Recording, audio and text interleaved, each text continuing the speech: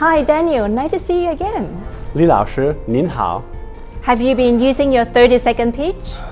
你好，我是 Daniel。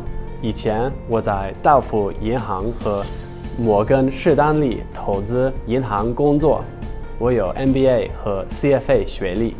Wow, that's great. 你说得很好。 Can you share with us some of your business experience in China? When I first took on my role as the CAO of the Alternative Investments Division for State Street in Asia Pacific, I went to each office in the region to introduce myself. In Hangzhou, China, I was asked to introduce myself to the entire staff of the hedge fund servicing department. So I did, in Mandarin. In this case, what I said wasn't particularly important, but the way I conveyed it, in Chinese, left a huge impression on everyone. For years, I was referred to as the American who speaks Chinese. Chinese people always appreciate Western people speaking Chinese. Another time Mandarin has come in useful for me is being able to listen to other people's conversations. Oftentimes, it's not only what is said in the formal context of the meeting, but what is said before or after or inside conversations. Without being able to participate and understand those conversations, you're at a distinct disadvantage. It's a great investment for you to master Chinese. Thanks for coming in today. Wish you success for your next venture. Thank you. It's my pleasure.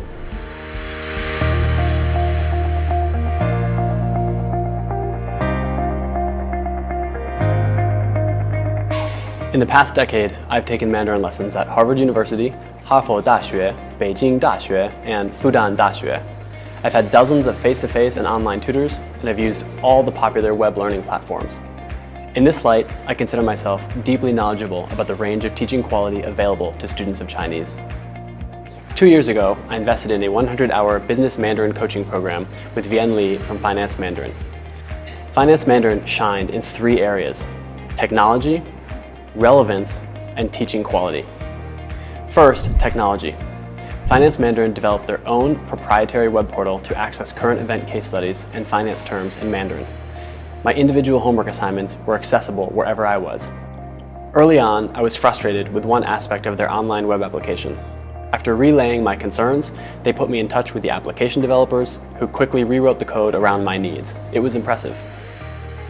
Second, relevance. Most business Mandarin programs use standard textbooks that dive into the intricacies of ancient tea ceremonies and bargaining down a factory's textile prices. Interesting, for sure, but not applicable to the modern finance professional. In contrast, Vienne took the time to understand my role. In fact, you can expect her to ask you for your resume, and the business of my company, before customizing my program to focus on the hedge fund, private equity, and real estate businesses in China. I was consistently surprised by the amount of class content focused squarely on the company I worked for, State Street. Most of my classwork came from current events from the Chinese financial press. Finally, teaching quality.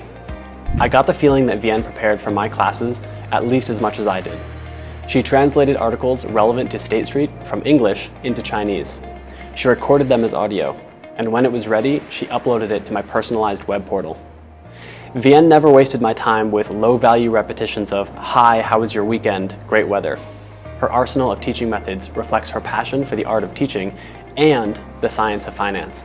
Classes included mock financial press interviews on asset allocation, sales negotiation role plays, discussions of custody contract terms, mergers and acquisition listening quizzes, Chinese leaders flashcard drills, test preparation, and the list goes on.